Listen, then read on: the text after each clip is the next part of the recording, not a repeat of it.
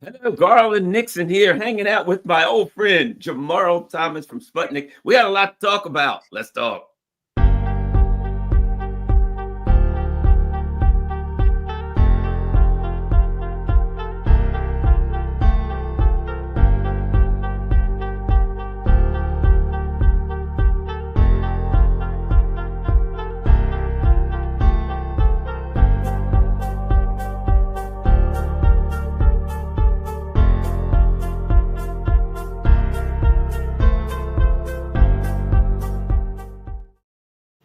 That's weird. That's okay. It doesn't want to go to Rumble, so we won't worry about it. Rumble is even more complicated. It's almost like you had to go to Rumble. Yeah, well, I had it on Rumble, but it said it doesn't want to go to Rumble. So whatever. Oh, I see what's going on. You know what's going on? No, I don't. Actually, who cares? We're on YouTube. Who cares? We are on YouTube doing our thing. I mean, Rumble, we'll get there. Dude, I'll run it later on. At any rate, so here's what's happening for you, those of you who haven't figured it out yet on either of our channels. Jamarl and I are doing a weekly news roundup, and we're running it on both of our channels at the same time. So that's going to be cool. Welcome everybody over at Jamarl Thomas channel and everybody here. Man, we got a whole bunch of stuff going on. I don't even know where to start. But let's start here. Your thoughts, domestic policy. Start your story of the week. If you had to start one, the domestic policy, Democrats, Trump, whatever, domestic policy. What do you see as your biggest story? Or even the most interesting. Doesn't have to be the biggest. The most interesting story of the week. One of the most interesting. You and I talked about it yesterday, and it had to do with the selection of Jerry Connolly. Now, when we talked about the story, you made the point of saying, okay, Democrats are going back to identity politics and choosing this guy. And that's true, because Jen Psaki was effectively going after Nancy Pelosi for doing it, saying, look, I love Pelosi. Pelosi is great. Mama Bear, everybody loves Mama Bear. But we shouldn't have chosen Jerry Connolly. Just so people that don't know. Over AOC. It was AOC and Jerry Connolly trying to go for this position, a ranking position on one of the committees. Congressional oversights. Right. Let me see. I'm trying to find the exact. Right. And the basically the powers that be in the party stepped in and squished AOC out of the way and put Jerry Connolly, a guy who I happen to have met before, but he's a very wealthy guy from Northern Virginia. Those two things go together, don't they? Wealthy and Northern Virginia. Anyway, and being in Congress. So the reason I point this out is because you are right. It may have a lot to do with identity politics. I think some of it has to do with youth, like basically saying you've chosen another old guy as opposed to this young woman who, is very good on YouTube, Instagram, social media, and everything else. And so then I went to hear something that Jerry Connolly said, and I'm going to play this. This is quite possibly the most ridiculous choice for this position you could come up with. I want you to listen to what he says here. And keep in mind, this is a communications position. So you have to be open. You have to be talking to the cameras. You have to be getting the Democratic message out. That is the job. Listen to what he says. Let me pull this. I love the. I'm all for. I'm a wonk. I love the abstract. I love the academic. I've got colleagues for whom the job is performative. Has nothing to do with legislative achievement. It has to do with bloviating on the floor or getting on cable television or something. But it's not about legislative achievement. That's the last thing in the world they want to do. I don't think he realizes that his job is that. Like, meaning, if you're, look, there's certain parts of Congress that has a lot to do with doing legislative work. Great. No issue. That's your job. But part of the job of many of these positions is also getting the message out. Like, meaning I'm coming out to you and I'm giving you democratic message of this is what we're doing. This is why we're doing it. The opposition is nonsense. They're, whatever. Meaning that bloviating is part of your job. And so for him to say, yeah, these people are bloviating or they're going on media and everything else. So what is he going to do? Just not do media? When his job is media? I get the sense that when you're talking about like this kind of new age and this new age of social media and everything else, I would wager to you that Connolly's vision of this is you go on TV, you may give a statement, and that's the end of it. When that is not the way media works today, social media like Twitter, Instagram, Facebook, media is that today. When Elon Musk came on and said legacy media is dead, Elon Musk on some level was right. when they're looking at, when they're looking for news, they're on Twitter, they're on YouTube, they're on all of this stuff. So if Connolly, who is 78, going on 80 years old, perfect age for the Democratic Party. He's a little young. Right. He's a little young for the Democratic Party. When you say a little spry for the Democratic Party, they usually like them octogenarians and up. Yeah, Pelosi and the type and the looks. I guess my point is, like, regardless of how Jensaki got to that point, you choosing somebody who's nearly 80 years old to be the face of the media and everything else in the Democratic Party is absurd. And you have to wonder, why would you choose him over her? And I wonder if it's because, all things being equal, regardless of how much AOC sucks up to the party, regardless of how much AOC shed what got her there, because keep in mind, AOC at the beginning was like, we need to primary some folks. We need to get some people out of here. That is not her today. She's a good little soldier today. But they still don't trust her. They still don't trust her. You know what? I got to say this, too. I haven't been around the Democrats.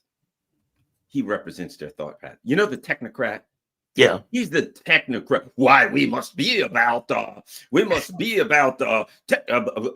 achievement. What did we achieve? And what consensus did we come to? Did we, talk to some guys with pie charts and graphs? Pie charts and graphs, for God's sake. That's what we need to move ahead. More pie charts. He's the same guy. And I'm saying not him, but the iteration of the death of the Democratic Party that says to people, when people say, I can't afford my rent, and they say, we got this website with pie charts and graphs, dude. Right. All you need to do is go to that website, look at the pie charts and graphs, and you'll realize that economically you're in better shape, notwithstanding certainly all of your credit cards are maxed out. You're about to get put out. You can't afford anything. You know what I mean? Your car is getting repossessed. Forget all of that. Go to our website and look at these pie charts and graphs, dude. And that is the death of the Democratic Party. Now, let's be honest about it. If they put AOC forward, her job is to look different and to, whine for censorship and cheer for the intelligence. Don't get me wrong. They're going to do the same thing. Oh, I'm not saying, but I mean, I'm not saying that the party is different. I'm just saying their reasoning for putting him there. Look, you're right about the party. I'm sorry. Please. Yeah, but I'll say this. So I look at it as with him as actually, ironically, he's a better representation of the Democratic Party. He really is. He's a better representation of an old fogey. Who, and you know what? When he seems angry, doesn't he have that get off my lawn look to him? He does. It's like, these stupid young technocrats. It's like a white Uncle Ruckus. And they think you just got to talk, and they're throwing their frisbee on your stupid lawn. If that frisbee comes on my lawn one more time, I'm not giving it back, kids. I'm not giving it back. So I'm sick of these young people coming around here with their notions and ideas and stuff. Let's pass something. And once we pass it, then we'll tell those stupid voters, you better do what you're told. Or us. And he represents an angry old man. That's the Democratic Party, an angry old dude who's shaking his fist at the kids who are riding around. They're just trying to have fun, man. They're just trying to ride up down the neighborhood and throw a ball. Why are you so mad at the kids, dude? That's all I understand. He's angry at the kids. He's literally angry at people giving speeches in Congress. He's like talking to those people out there like Trump. What are you, a bunch of Trumpers talking to the working class? Talking our head off, like that. Look, I think you're right though. He is the face. He's a good face of it. I mean, these guys are old. These guys are ancient. When they got rid of Nancy Pelosi and put in Hakeem Jeffries, does anybody really believe that Nancy Pelosi is not pulling strings? Exactly. Do they really believe that? Mama Bear going into that good night? I don't buy that at all. He flew on the plane with her, remember, to Taiwan? Did he? With her to Taiwan. And then she got off, and when she looked to the right, he looked to the right. When she looked to the left, I'm like, dude, you are so humiliating. Everybody black is looking at you like, man, you look like some kind of a step and fetch it, following behind her. It was pathetic to look at that man. And now, so now, here's the thing, too, with Hakeem and AOC, in a way, I'd rather have that guy. Yeah. Because if you're going to have some neocon, a Zionist, warmongering neoliberal, let's make it a genuine one. Don't put a happy face. Don't put a smiley face on it. Just put some octogenarian, angry, get off my lawn person, and let's move on. At least we can see what we got. Yeah. It's like, you know what you're getting with Connolly. You know what you're getting. I met him. So in one of my former lives, the company that I worked for, the really, really rich people, they'd always send me, because I'm former law enforcement, to do cameras and security on their homes and stuff like that, right? And one of them was Jerry Connolly. Another one was he was building a new home. It was unbelievable. He's really, really rich. In DC, shockingly. The other one is what's his name? He owns all of the he owns a whole bunch of car dealerships. I think it's that Don Byer. Oh, Don Byer? Yeah, I know him. Yes. So that was one. His brother Mike, who actually runs all the dealerships, was another one of my customers. And Don Byer's in. I don't know why all these rich guys. Yeah, he owns all the Mike. But the bottom line is this: actually, Mike Byer was a very nice guy. Yeah. But my point being, ultimately, when it comes down to think about that, an older dude who's really, really rich, who's in Congress, just, I guess, what do you, if you're worth all of this money, what are you in Congress for? For more power, prestige? I don't know. But let me ask you this: who could represent the Democratic Party better right now? I gotta be honest. I think Democrats need to reconcile this thing that their image is bad, and their image is bad because they don't necessarily represent what they stand for. And whether you put in an AOC, whether you put in a Connolly, whether you put in, pick random Democrat that you're going to add into a particular space. If the device itself is not changed in the way that people see it, then none of it's really going to matter, right? It's like all of this stuff is just optics. Hey, how can we we're going to put a young Hispanic woman here, and that is going to convey what? What are you conveying with the young Hispanic woman? That you've moved, that you've changed, that you've become younger. It's like, yeah, but what are your policies? Like, it's not like they continuously mistaken this notion of how it looks for what it does, and the issue is what it does. Yeah, because it's all about the fraud. It's all like a Hollywood thing going on. You know what I mean? Yeah. Let's put on a show so people don't know that we're genocidal ghouls. Let's pretend like we're looking out for the working class guy so they don't know that we're skinning them alive economically and giving all of their money to the rich. There was one, I wanted to find it, if I can find it, a video. I had it set up a few minutes ago on your channel, and it was Chuck Todd. There we go. Yes, Chuck Todd. Let me find it. I have that video if you want. Actually, let me see. Hold on. I was watching that thing earlier today. I was laughing at it. I mean, that video is fantastic.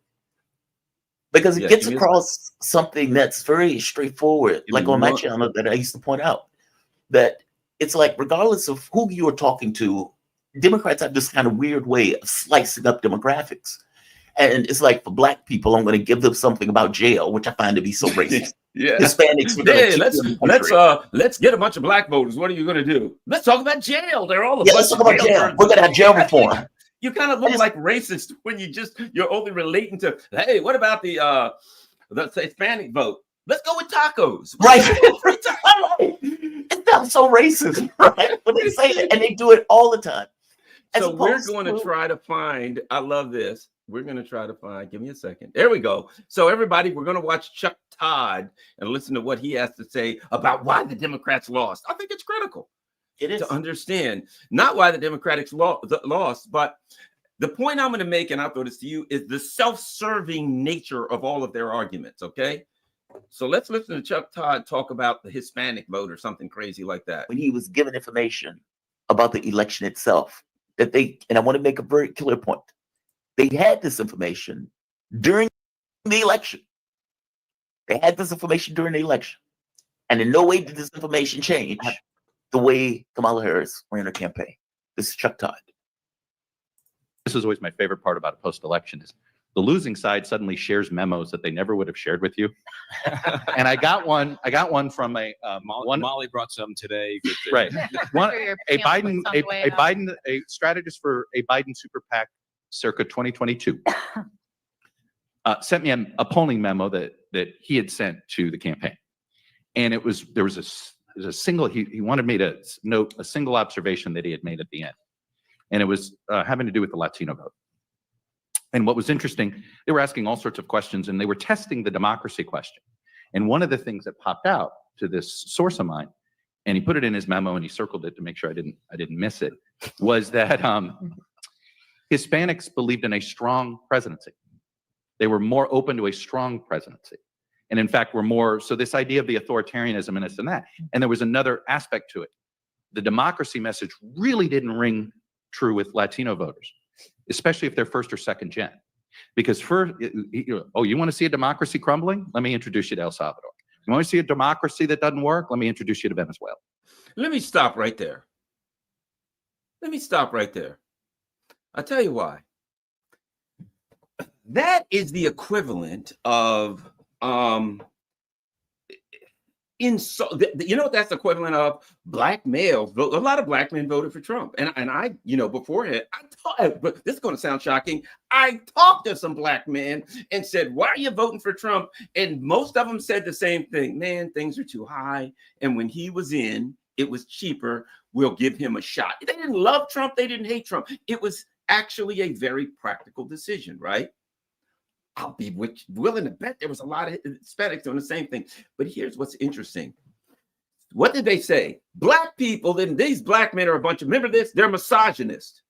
They did because they don't like a woman. So they attacked the black men and they insulted him. What did he just do? Why is it that Hispanics didn't vote? Well, they want authoritarian dictatorship, right? Yeah. It was like, well, they don't mind democracy. Yeah. Well, they were like, well, El Salvador is a dictatorship. And you want to talk about a democracy that doesn't work? Maduro in Venezuela. Well, wait a minute. Venezuela was doing really well economically.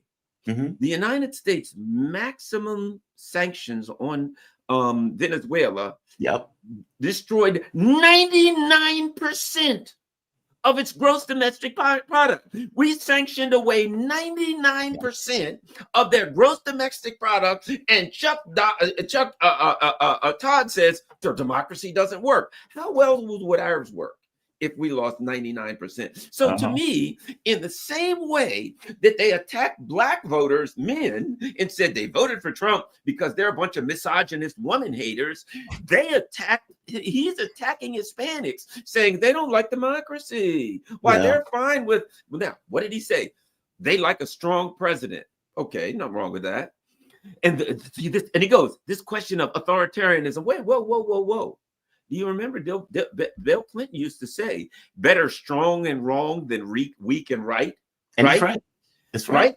So, okay, because if a woman says, well, I want to date a man and I want to make sure I get a strong kind of guy, that doesn't mean she wants a mean guy that's going to beat the hell out of her. That doesn't mean you want a dictator. Guy's going to make some decisions. She doesn't want to, maybe she wants a guy with a camouflage hat on that likes deer hunting or something. I don't know, whatever her idea of it is, right? Yeah.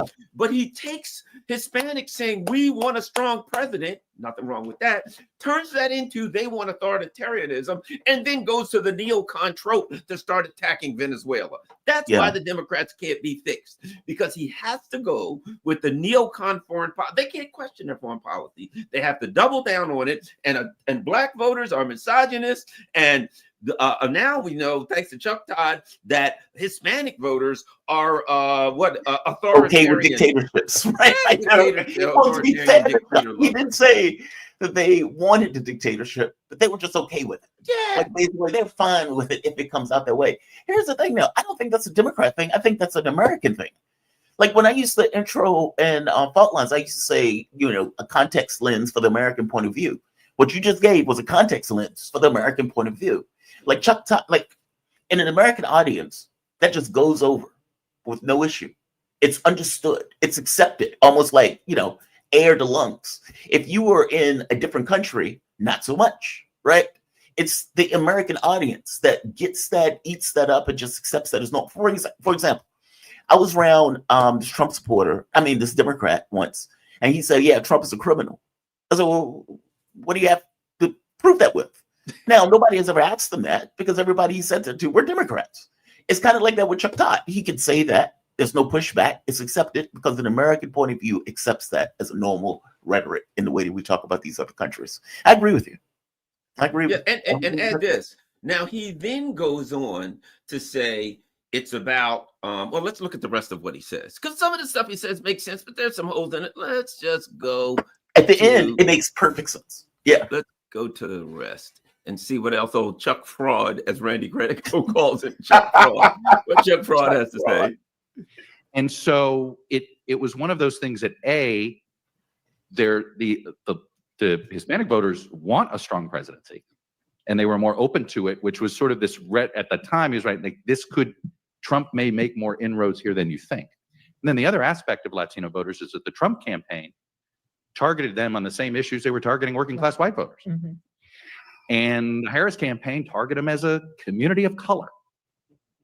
And that's where I think the disconnect has sort of, and it's sort of like going forward, I think it's pretty clear class is the big divide in American politics, not identity.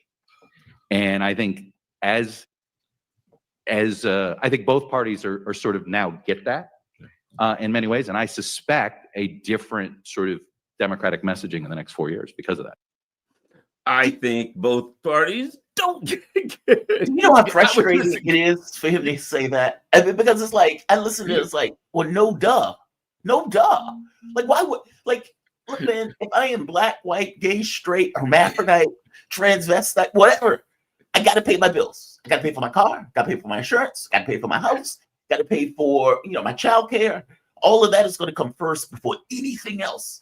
And yet they're like, well, we're going to cut people up into these divisions and we're going to focus on issues of identity as opposed to, issues of wallet. How do you miss that? Like, how it's the economy, stupid. It's like every 4 years, somebody has to be told it's the economy, stupid. But let me ask you this. Here's the problem I think they have. It's kind of a cultish problem. If the Democratic Party argued we're doing this for political reasons so we can, get more votes, they could just change.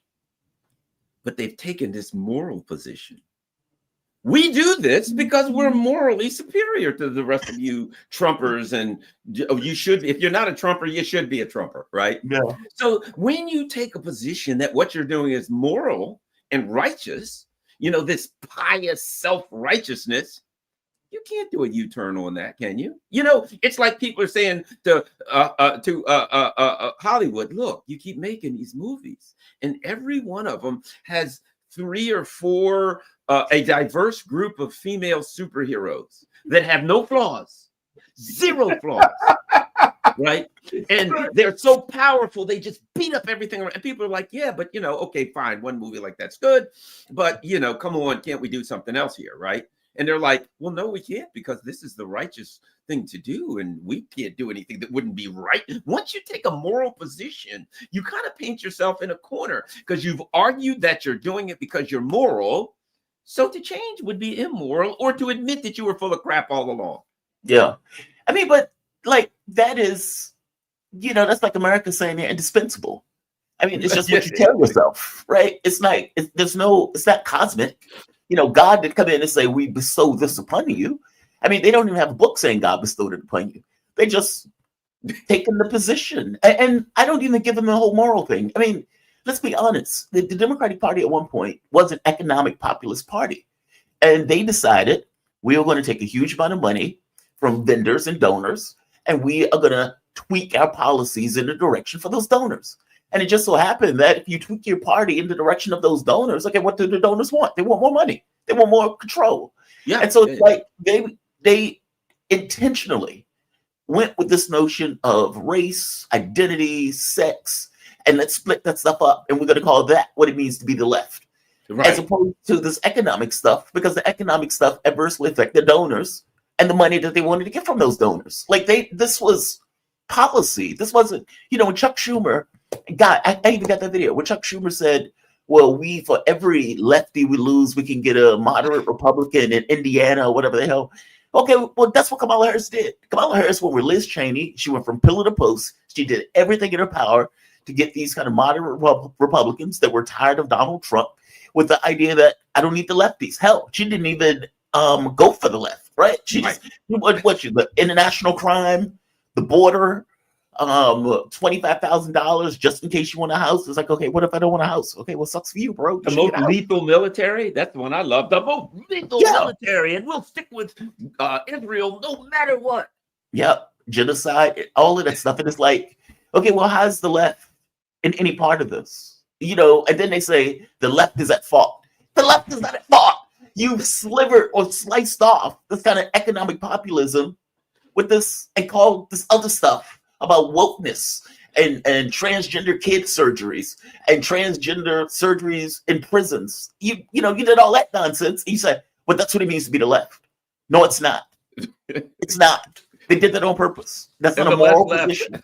Yeah. The left. The left's right. The left's left. It's absurd. And they did that on purpose. They didn't want, look, it's one thing if they went with a Sanders type argument, right? Healthcare, education, we want to expand, so forth. You may dislike Sanders, but you believe him. He's a true believer. And I would wager to you that people would prefer somebody who they believe, where they think the guy believes that. But, through and through, whether he can get it done or not, that guy fully believes what he's saying and it's coming out of his mouth, as opposed to this kind of milquetoast, impotent, not really getting anything done Democratic Party that I don't believe is good for anybody. They did that stuff on purpose. They can call themselves more moral. I don't know how they do that, but they can do it. So let's take this the same way, in the same way that I argue that it's hard for the Democrats to do a U-turn because they dug their heels in. They're like, yes, we've got to do, everything's got to be seen through the lens of gender and race and all that stuff. Got to. Sorry, we can't make a U-turn. Okay, let's take that into foreign policy. Oh, Putin invaded Ukraine because let's see, it was unprovoked. Right. Also because he wanted to expand the Soviet Union and rebuild that. He wants to take over all of Europe. He hates democracy. That's right. He ain't going to stop until he gets to the English Channel. Right. and I've heard that he hates democracy. He doesn't want a thriving democracy on his board. Anyway, all of these things, he did it because he's pure evil, right? Right. Now along comes Trump, and Trump's like, I want out. I want out. This ain't mine. And plus, these people, they got me. And I think there's some of this, Trump. And plus, these are the people that got me impeached for when I was doing nothing wrong. They did everything they could to screw him. And let's face it, some guy ended up on the fifth hole at Mar-a-Lago who just came from Ukraine. So you gotta see that possibly there was some input from the SBU or whatever the hell they are. They literally tried to kill him. Yeah. I don't think he looks kindly towards them, and a lot of people bring this up. Dick Kavanaugh always bring this up. I mean, our buddy Jim Kavanaugh always brings this up. Right. You sit down and talk with Vladimir Putin to get a deal done, which is what has to be done, to acknowledge that Russia has legitimate security concerns, right? Is also the same kind of U-turn, isn't it? It's to admit that all of it was a lie. Isn't it? Well, it's humiliating. I mean, you spend $300 billion and you come up with all of these myths. It was unprovoked campaign of Vladimir Putin, who wants to take over all of Europe with 150,000 people. That's how many people they went in with. It wasn't even enough people to hold Ukraine. And they're like, he's trying to take over all of Europe with 150,000 soldiers. It's like, okay, this is nonsense, right? And then you start thinking to yourself, okay, well, you've expanded NATO to their border, not the other way around. You've had Angela Merkel and Hollande come out saying it was fake. We lied. The Minsk agreements weren't real. We just did those agreements, meaning agreements that were supposed to end the conflict were used in order to provoke a conflict, basically to give Ukraine time enough to build this massive military on the Russian border, to which they used to kill ethnic Russian Ukrainians. And the moment that they start killing ethnic Russian Ukrainians, they pretended like they weren't Ukrainians. This was literally a civil war that Russia got involved in because A, it was on their border, and B, they were killing ethnic Russian Ukrainians. And the West was like, well, they don't have any real security concerns. And so it's like, so during the Cuban Missile Crisis, so if Russia knocked over Mexico and put in intelligence, missiles, they paid for all of this massive military buildup, and they were aiming it at America, America would be like, well, Mexico is its own country. You can do whatever it wants. Right. Of course, they wouldn't act that way. They didn't act that way during the Cuban Missile Crisis because we had security concerns that the Soviet Union was breaching by putting missiles in Cuba. But the moment that this turns around, they're like, Russia doesn't get security concerns. Right. It's astonishing. And it's like Ukraine, for all of this talk about we're standing beside Ukraine. Ukraine is a dying country. You've had millions of people flee, for one. And then you have, 25% of this territory that are lost. And every day they lose more territory and faster because the military is getting destroyed. And they're like, we're standing beside Ukraine. How? How's this beneficial? And one last point, I'm sorry, Istanbul agreements. So you have the Minsk agreements that they blew off, meaning international agreements that were signed by all of these other vassal states, and they just blew them off and pretended like they didn't exist. And then you had the Istanbul agreements where there was a deal, a framework that was set up that Zelensky agreed to, that Boris Johnson comes parachuting in. So you're not going to get security guarantees from us if you sign that deal, which basically scrubs the deal. Look back at what Natalie Bennett pointed out in this. Even people in Ukraine themselves have pointed this out, that they had a deal. And so, 2 years later, 3 years later, 500,000 dead Ukrainians, 100,000 dead Russians later. And it's like, okay, what was this for? That's, when this first started, I come back to them. At the end of this, they're going to ask, what was this for? Yes. Like, you didn't get anything out of it. You lost all of these people. You lost all of this territory. For what? Just because the West wanted to expand onto the border of Russia? It's like this. It is outlandish. It is evil at its core. And yeah, they use all of these myths in order to kind of justify it. And you're right. Trump is going to come in and say, this is not my war. This is not my war. Let me ask you this, since we're talking about the last week. Yeah. Get your thoughts on this. One of the interesting things is, Trump has already said, I read this thing where somebody said to Trump, are you negotiating? He said, no, that would be illegal. Trump understands that they'll yell at him for anything they can. And there's some act, I forget, you probably might remember the name of it, some act that says you can't negotiate if you're a citizen on foreign policy, right? The Wheat something act or whatever. But at any rate, so Trump says, no, I wouldn't do that. Now, Trump talks to Orban. Orban talks to his buddy Fico. Fico ends up in Moscow. We know how that works. Hey, I can't talk to Joe Blow, but if you were to talk to him, Jamarl, and you were to happen to have a conversation with him, he might be interested in the following, right? Nothing illegal about that. I didn't ask you to tell him, or I just tell you, if it gets out, it gets out, right? Here's what's interesting. Meanwhile, Fico talks to Zelensky, and Zelensky offers him $500 million. I know. Did you read that? He tries to bribe him. Zelensky's like, I offered him $500 million to go along with us. And Fico's like, get out of here. What do you think I am? A Ukrainian oligarch? And then Zelensky admits it. So I'm like, now, Trump is supposed to be the crook. Trump, all he's trying to do is make money with Trump. Well, all I'll say is this, at least Trump's honest. At least Trump's like, hey, we got some guys from Turkey coming here. Hey, guys. Stay at the Trump Hotel. And the guys from Turkey are like, sure, what the hell? You know what? It's right in front of our face. We know at least he ain't like slipping it behind it. Everybody knows who Trump is. Yeah. You know what I mean? So it's like, yeah, Trump owns the hotel. Trump go get a piece of that. That's expected, right? But these guys, he ain't off getting $500 million. And you look at it and you're like, $500 million? And he said it was from Russia's EU money that had been taken from Russia, right? Which means he's not getting, doesn't that mean that he's not in control of that money? So that means that he's speaking for somebody else, doesn't it? That means that the people at EU said, tell Fico we'll give him $500 million out of Russians' money if he keeps his mouth shut. Okay. By the way, it was Ukrainians that tried to kill Fico. If you remember, Fico fully believes that his position on Ukraine was the reason that they tried to take his life. Oh, yeah. And the guy who tried to murder Trump, if you remember, that guy had been in Ukraine and was doing like all of this Ukraine work, trying to get the war going. He hated Trump's position on the war, and just so happened, ended up on the roof trying to put a bullet in Trump. So, Oh, no, that was the guy that ended up on the fifth hole of the Mar-a-Lago. The guy on the roof was a 22-year-old. Oh, guy. you're right. You're right. He ended You're up still at the right. fifth hole waiting to pump Trump full of rounds on the golf Right, course. full around.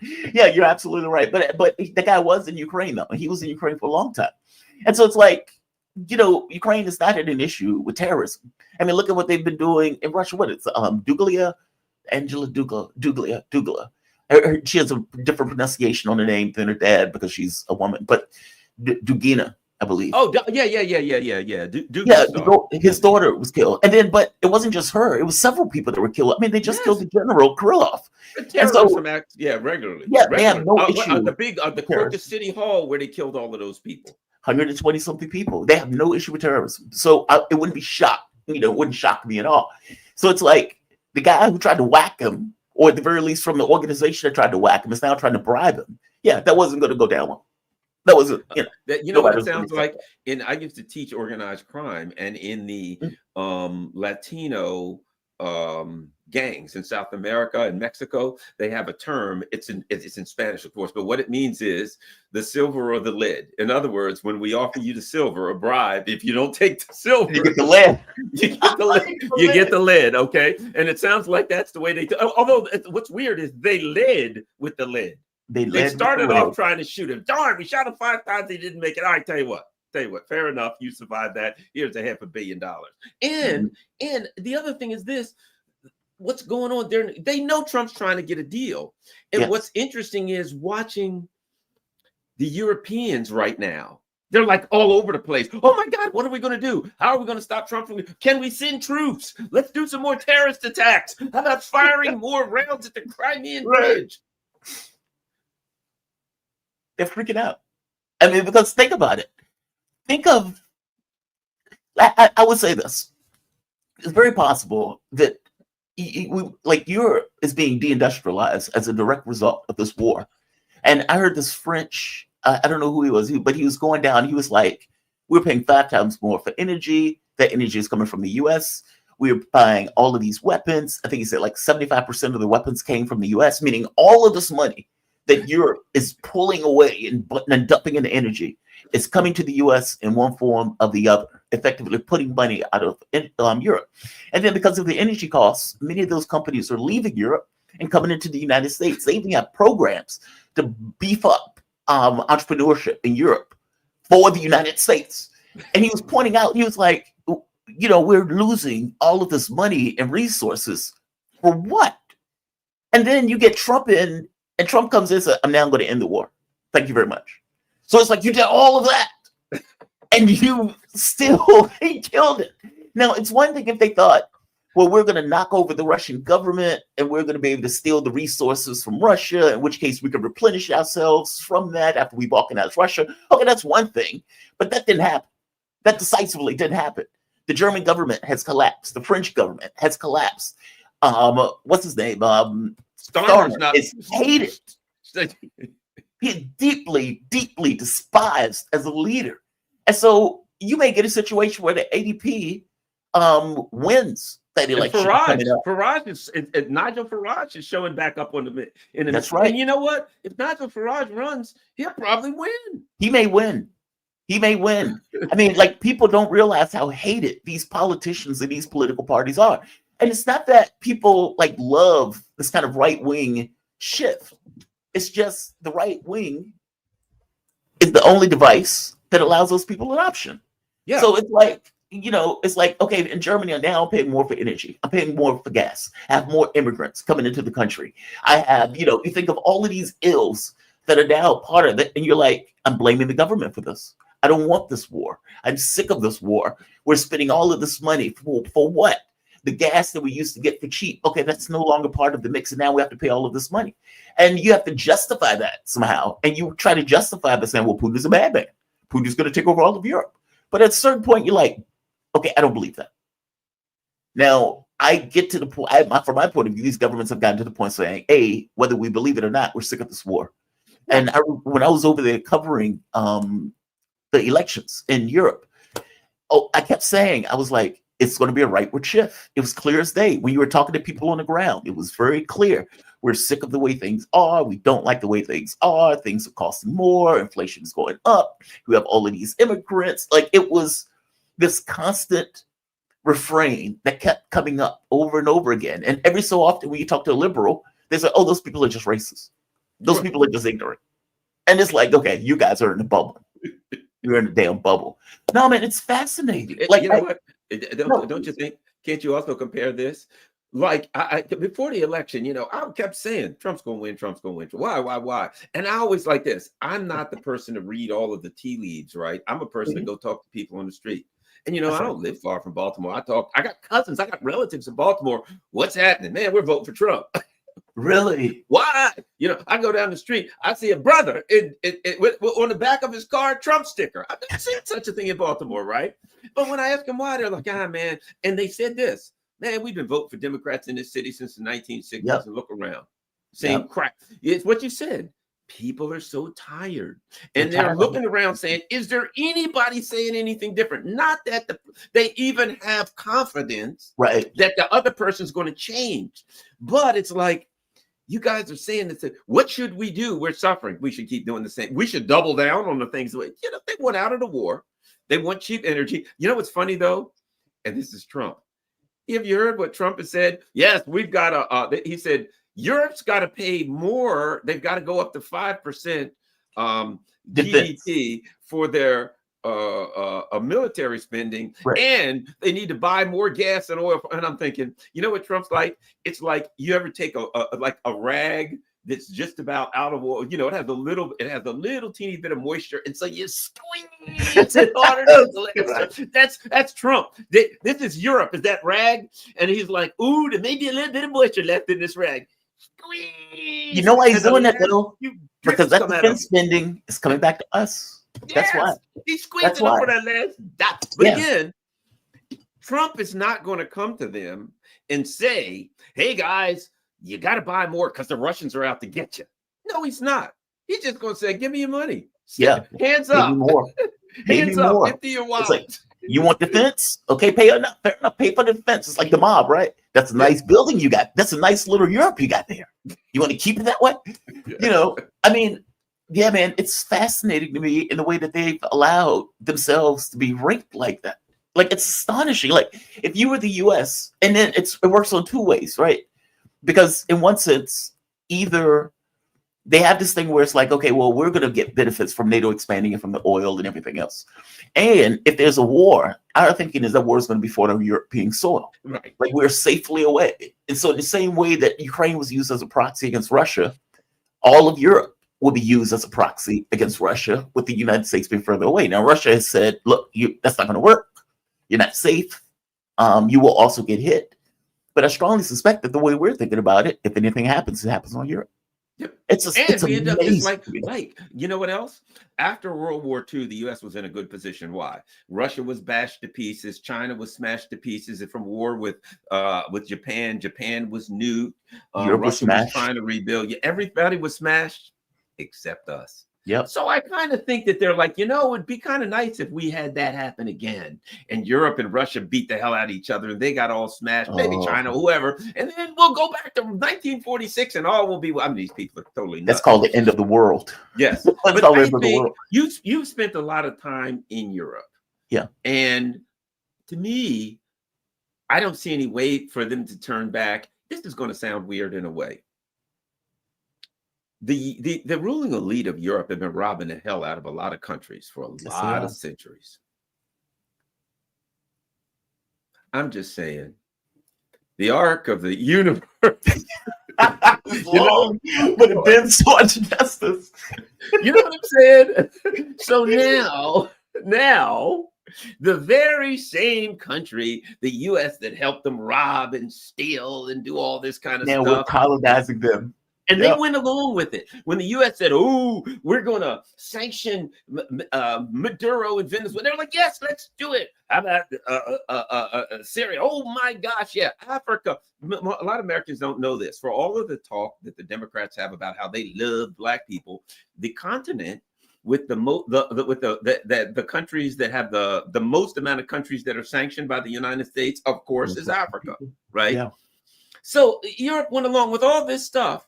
And now their buddy, their friend, their ally is doing the exact same thing to Europe that it did to all these other countries. It just goes to show it never was about race. It was always about money. The Russians aren't black. They want to do the same thing to Russia that they did to the African country, overthrow their government, steal all their resources.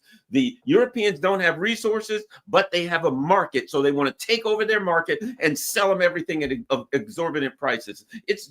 They're just a pretty nasty bunch running It's just this class. country. Yeah. It's how do I maximize my profit? It's that. I mean, if you think of South America, for example, when we were, knocking over those governments because those governments wanted to be this kind of more democratic. And they sent, the US goes in, you have the CIA bombing the Chilean capital at one point. What is it, Allende? I mean, but they went through like Chile, Honduras, Bolivia, etc. I mean, mining the harbors in Nicaragua. What was it? For the bananas. It'll come to me in a moment. But yeah, they were sending the Contras to kill the Sandinista governments. Like we're like literally paying for kill squads. Yeah. And those governments just wanted democracy. Like it's just like, but again, we want those resources. A dictator helps us get our hand on those resources because you're only working with one individual. It's easier to deal with. United Fruit, that was the name of it. Yep. We have done this for a while. And I think Europe is just shocked that they are now also dealing with it, but they keep going in the direction. They have sold their people out like nobody's business. And those governments, as they collapse, maybe they do something else. I mean, the reality of it is many of the right-wing governments don't want to be in NATO. Like the AfD may not want to be in NATO. I mean, I don't know how they're going to pull themselves out of it, but they were a very, I would say, skeptical party on that particular party. And if you look at France, look at everything that they had to do to keep what's her name out? Her party. Le Pen. I can't think of the name of her party right now. Is it the National Front or something? National Front. That's it. Yeah. National Front. Yeah. Look at everything they did to keep them out. I mean, they won the first round. And then in the second round, the parties were horse trading in order to get enough votes to keep them out of government. It's like, but think of all the work they had to do to keep them out of government. That's what I'm saying. It's the people in Europe, they clearly want something different. Just like the people in America clearly want something different. The catch becomes, do you have a political process that would allow those people to achieve what they want? Meaning, how can my ideas and aspirations of a public be espoused in this kind of governmental setting where policy reflects the will of the public? Because that's not the way it works today. And it's chaos. It's anger. It's people being pissed off and countries dragging their citizens to war when the citizens don't want the war. I mean, the majority of Ukrainians at this point in the last Gallup poll wanted the war to stop. Even if they had to give up land, stop. Yes. We're done. And yet you get Starmer coming out saying, hey, if they're going to use nuclear weapons against us, are you okay with that? We're going to stand by Ukraine. It's like the Ukraine doesn't even want to stand by Ukraine. You're talking about we're going to take a nuclear shot in order to stand by Ukraine. Like these people have lost their minds. Well, isn't it also kind of, it's interesting because what would they do? Why did like Burkina Faso have to overthrow the government? Why? Because the US and France, they put some puppet in charge and they wouldn't have democracy and he'd screw over the people and the people would suffer as a result of having a puppet leader, right? Yep, that's right. The same thing. And the people eventually were able to rise up and get somebody they wanted and overthrow. Okay, you have the exact same dynamic in Europe as they've been doing in the so-called third world, developing world, whatever, right? Mm-hmm. They've got these ruling elite. The people of Germany want to work. They want to build Volkswagens. They want to build BASF chemicals, whatever. They're trying to eat, right? And you've got a puppet for the U.S., the one-eyed pirate Schultz. Like, oh, no, don't worry about it. Nord Stream, it was probably a bunch of guys on a sailboat or something. Oh, he got cut so bad, yeah. Yeah, some fishermen caught it with a fish hook while they were fishing for bass or whatever. Right. Anything, who knows? But let's just keep doing what the U.S. wants and everything will work out fine. Isn't it interesting? It's the same colonialism of putting a puppet in power and taking the people, making the people suffer, that they've been, I mean, the same exact pattern they've done all over the world. And now, realistically, I mean, if you look at the German government trying to outlaw the AfD, right? Mm-hmm. It's Yep. the same kind of fascism that we put in other countries. You put some guy in, he outlaws all the other parties, and hey, we got it made. They're doing the same kind of fascism. Now it's Europe's turn. It's Europe, right? I mean, because think about it for the moment. They have liberals have gotten this weird thing where, for all of the talk about Donald Trump not taking the elections, liberals don't either. I mean, like if you look at Romania, they literally canceled the election. The man was going to win the election, and they were like, "This guy came out of nowhere. Clearly, the Russians had to do it." And you find out it was their own liberal party in that country that was basically funding it. That just so happened. For those who don't know, tell them that little story. For people who don't know, they got to hear this one. They got to hear this one. Romania was having their elections, and one of the guys that came out of the blue, Carl Georgescu, just randomly out the blue, and he started gaining a lot of political capital. People started seeing him, paying attention to him, and everything else. First round comes in, he wins, and they freak out because the guy is, they call him pro-Russian. He's just pro-Romanian. He's a nationalist, right? I just want the best interest for Romania. If that means not being in a war, then that means not being in a war. It's very logical, makes all the sense in the world. He wins the first round. Second round comes in, and while they're doing votes for the second round, the courts kill the election. And they say, well, there was strange activity on TikTok. That's why we did it. We think the Russians were involved in TikTok. Come to find out, it was what it's called, LPL party. It was one of the liberal parties that had given money for election, basically to boost the election. And just so happened, they were giving it to influencers, they were giving it to websites and all of this stuff. And what they would put, they weren't telling you to vote for any particular candidate. They would just say, vote for the person who you think is best for Romania. It was something to that effect. And they chose him. And so the courts literally killed an election of the guy that was going to win under this notion of Russian interference. Now, when this first happened, I said, this is nonsense. This is utter nonsense. We've lived through this in the United States. I've seen this with my own eyes. That is nonsense. And came out after the investigation. I was right. It was indeed nonsense. And by the way, it's not just Romania, Georgia, where they're trying to literally overthrow the government of Georgia because they don't like the fact that the prime minister, and for that matter, the other party that won, the president that won, I'm not even going to try to pronounce his name, that they were, again, nationalists. We're sick of the EU overbearingness. When they tried to pass their fair law, Europe and the US freaked out because they were trying to pass a fair law. And that's the interesting one. That's why I started paying attention to it. Because I'm like, wait a minute. Why are you freaking out over this law? The fair law, we have a fair law. The law just says we need to know who's putting money into the politics of our people. Basically, we need to know who's investing money into the political campaigns and political groups, because you don't necessarily want somebody dropping $100 million and change a political election because of the money. The US freaked out, Europe freaked out. And obviously the reason they were freaking out because, hey, we want to dump a bunch of money in to get you out of office. The election comes up, prime minister wins, Georgian Green Party wins, so does the prime minister, the president wins.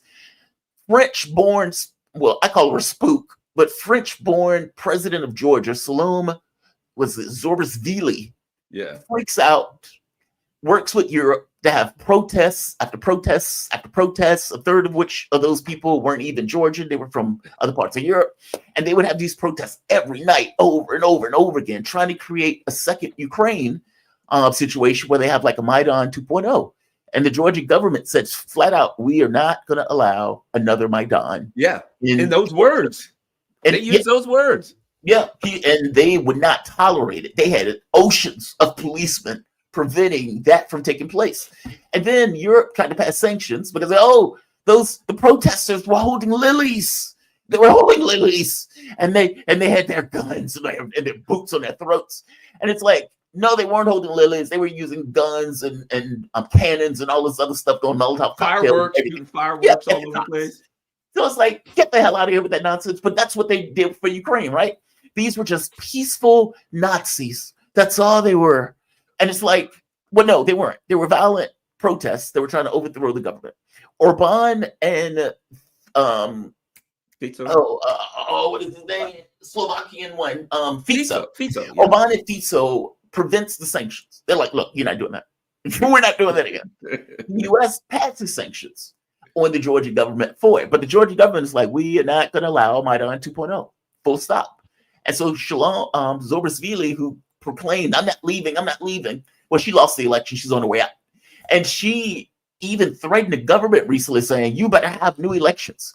Europe has gotten to this point that they believe that every time they lose an election, they keep winning. Keep running elections until they get the person that they want, as opposed to having a national government with certain level of sovereignty that makes that choice on their own. What they want is a second front on Russia. Yep. That's what they want. And it's not happening. So let me ask you this. Let me throw this at you. Because Galloway hit me with this question the other day. It's pretty clear Trump wants a deal. It's pretty clear that there are powerful elements in the U.S. and in the EU that want to stop him. That's a whole show there. Yeah. In your opinion, within the first, at first he said, I want to deal within 24 hours. And now he literally said the other week, I'm going to end the conflicts in the Middle East. He said this, not saying whether it's true or false, but he said, I'm going to end the conflict in the Middle East and in Ukraine. And then he said, and Ukraine's going to be tougher, which I agree with him, right? So let me throw this to you. Does Trump get a deal in Ukraine? Trump gets a deal in Ukraine if he's willing to give Putin everything he wants. Well, But I gotta be honest, I don't even know what that looks like. Because Russia is not going to allow another Minsk agreement. They're under no circumstances are they going to allow Ukraine to freeze the conflict, build up weapons, and then attack again a few years later. Look at what happened in Syria. I think there's if we name the elements, right? Mm-hmm. No Ukraine in NATO, which might I add, that also means no NATO in Ukraine. That's right. That's the game they tried to play before. Okay, so number one, no Ukraine in NATO. Ukraine neutrality, we'll call it that. No troops, no other troops, none of that crap, right? Neutrality. Number two, what's the other? Respect for the Russian language. Respect for the Russian language and the Russian rights for the Russian people that are in the left. An acknowledgement of Zaporozhia, of the new territories. Right, Donetsk. Right. So there was one more that I'm missing. Oh, Crimea, of course. Right. Recognition of those. I think there might have been one. Those are the main. Yeah, those are the main points. If somebody else can think of something else, put it in the chat. But it's the new territories. To me, the first two, neutrality for Ukraine. There ain't no way to get there without that, right? Yep. That's non-negotiable. Yep. Recognition of the territories, non-negotiable. And rights for the people there, which is why they went in the first place. So those three things, if somebody else can think, denazification, exactly. I would argue Trump's got to do denazification if he's going to get a deal with the Ukrainians. But at any rate, so they're going to put a bullet in Zelensky. Yeah, those are those elements. You think they can get it? You think he can get them? I think they can get it. Because again, this is not Trump's war, and Ukraine at one point was neutral. They just started messing around with it. If you remember when they gave the speech in 2008, where they were like, "Yeah, we're going to bring Georgia and Ukraine into NATO," and at that point, all hell broke loose. Yeah, like hell you are. Yeah, you got William Burns writing a memo, and net means net. And by the way, this was something that even Yeltsin was against. Yeah, this notion of expanding NATO, this stuff was always a red line. They knew it to be a red line. That's why they put the thing in. I won't move an inch to the east, because they understood the expansion of NATO is a threat to Russia because it's a military organization, regardless of them saying, we're just holding flowers and we're purely defensive. It's like, okay, get the hell out of here. Nobody believes that. Nobody believes that nonsense. No, Trump can get a deal. But the sticking point is how do you ensure that it's an honest deal? Because if you think of all the missile treaties that the U.S. has just blown off, if you think of the JCPOA, they just blew it off.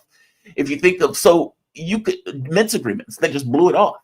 So even if you make a deal, how do you ensure that the deal is legit? How do you ensure that the deal doesn't go away when the next president comes in the office? Even the one China policy, they're effectively blowing that off as we speak. So, the issue is trust. Either Russia is going to be in a situation though where they have to take all of Ukraine, which I would imagine they don't want because you don't want guerrilla wars and all that.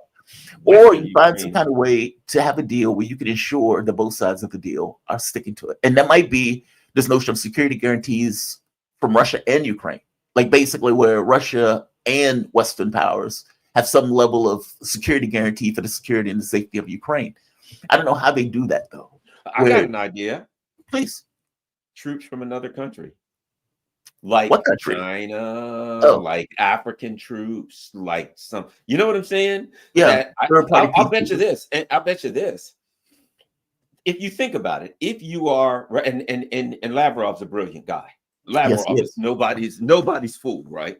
Mhm. Right now, if you are the Russians, if you're Lavrov's people, haven't you been having meetings for the last 2 years saying, if we get a deal eventually, how do we ensure, right? So Yep. I will guarantee you that if you were in charge right now, you'd say, I'm going to put a unit of people, and your whole job, like, a dozen academics and former diplomats and all these people, you guys, you get a whole wing of the State Department or whatever, foreign ministry, and your job is to come up with a way that we can ensure any deal that we have as best we can. That's the only thing because you're right, you're right. Hey, you know what? I've always said this about narcissists. It's easy to get a deal with a narcissist. There's nobody in the world that'll give you a quicker deal because they have no intention of keeping their word. Right. So if you got no intention to keep, what do you want, Garland? $1 million? You got it. Yeah, you Your firstborn male anyway. son, got second too. Whatever the hell. I don't, right? So Yeah. it's easy for them to get a deal with the US because they never keep their word. The question becomes how. And I think they're really smart people. And I think, and think about this. If the US says, well, sure, we want troops, and US says, well, can it be China? And they say, fair enough, African troops. A bunch of African troops. What's the matter? You don't like the Africans? I thought you wanted the Africans to be a part of everything. We'll run it through the UN. We'll bring African troops in from various African countries, and they'll be there. I don't know if this works. Yeah. I'm just saying, I think that Russia has to look at the only thing that matters is how they keep a deal. How do you keep it? It's that part. It's that part because it's impossible to trust the U.S. at this point. It's impossible. I mean, think of all the missile treaties that were worked out back during like the 80s, the 90s, etc. And then, Putin kind of made this point about the Oreshnik. He was like, look, if you would have stuck to the treaty, this missile wouldn't be created. Like, we did this for strategic reasons. The moment you got rid of the treaty, this was fair game. I think what's wild to me, though, did you see China come out with their 6th generation fighter craft? Their what? 6th generation what? 6th generation fighter jet. Is that the one that can go up into space? Man, yes. Yes. Like, you see stuff like that, you're like, holy shit, how long have we been doing the F-35? And you look at that thing, and the thing is going into space. And then, like, the fact that the Russians have the technical know-how to create something like the Oreshnik by itself is astonishing. Like, that thing has such, like, devastating force. Like, the amount of force and devastation that thing can put out is hard to comprehend. I mean, the thing breaks into 6, then breaks into 12. I mean, it's more that all of them have It's nuclear. like 36 missiles or something, and all that, like 6 pods of 6 hypersonic missiles, and they go so fast that they get up to like 4,000 degrees or something, and they hit with this unbelievable kinetic energy that's so powerful that even if they don't have explosives, they destroy everything. Astonishing. It's with just like the heat, like turns everything. The heat is so hot, it like turns everything to dust, like breaks things into its basic elements. It's astonishing. You don't need it. You can, it changes the dynamics of conventional war because now I can have the power of a nuclear attack, but I don't have to go nuke. So in other words, we're beginning to be a generation behind our it's no longer peer anymore. Anyway, we only got a couple more minutes left, so we're running out of time. But I did want to ask you, Syria.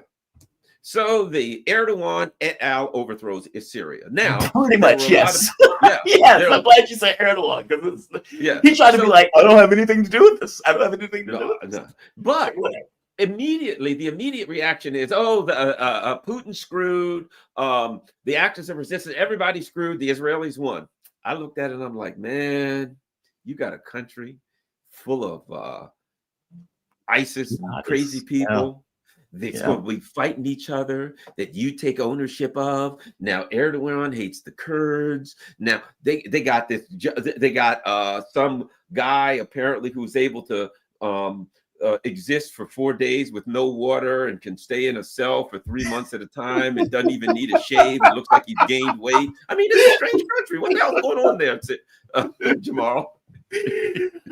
Oh, too funny. Yeah, the guy. How about that one? How about the Pulitzer Award? Yeah, the CNN guy. You know, that's wild to me, right? Like, you would think. And then, did you see what Jake Tapper brought on? So Jake Tapper brought her on because, you know, it was so humiliating, right? That CNN had to deal with the fallout of everybody saying, you guys just faked the video. And she's like, yeah, we've been doing additional investigations and we found out that he had a different name and everything else. It's like, you guys got fact checked. That's all. Yeah. Call it what it is. Yeah. Call it what it You is. did- No, you did serious something. screw, man. It's going to crack. You know what it reminds me of? I tell you what it reminds me of, the Steele dossier. Yes. As soon as you look at it, Yes. you're like, well, wait a minute. So according to the Steele dossier, the Russians are running money out of their consulate in Miami, except there is no Russian consulate in Miami. Right. So the FBI couldn't look at the Steele dossier and start going down and say, oh, that's bullshit. Right. Get out of here. You or I. Immediately we're like, yeah, that's a Apollo worship. Get out of here with that. Consulates in right? Wow. And they're supposed to be specialists. So no, the FBI is not inept bunglers. It was like, whatever, let's use this thing. It was a tool. Yeah. And we're supposed to believe Yeah. that anybody could look at this guy. First of all, let me say this. Do you have any idea what this man would smell like? You ever been around a homeless person? You know, like I remember one time, like the first time I really dealt with it bad, I was in LA and I got on a bus and there was a homeless guy in and I got off at the next stop. You know what I mean? Oh, the smell yeah. was just like made your eyes water. I'm like, I'm getting off and I will get on the next bus. That guy looked like he had a cologne. Can you imagine what a guy who hadn't bathed in 3 months, who hadn't had food and water in 4 days? First of all, he'd be dead, so he'd be decomposing, so that wouldn't smell so good. But even then, you look at the guy, his clothes are clean, his hair is nice, look like he could stand to lose. It looked like he could lose. Actually, if you look at him, he's a little plump. He could stand a couple days without food in a cell. Yep. Wouldn't hurt him, you know. But my point is, we're supposed to believe that the FBI can't figure out that there is no Russian consulate in Miami and that she can't figure out that a guy who just looked like he just stepped out of the shower hasn't been laying in a cell for 4 months. And now it's like they fooled us.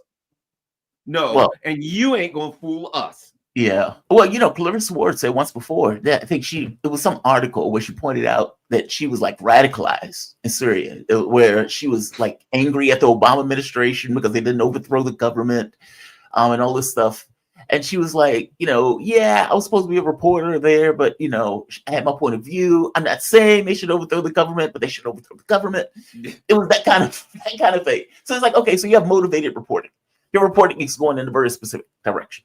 You don't necessarily care about what's true. You just have an idea of what you want.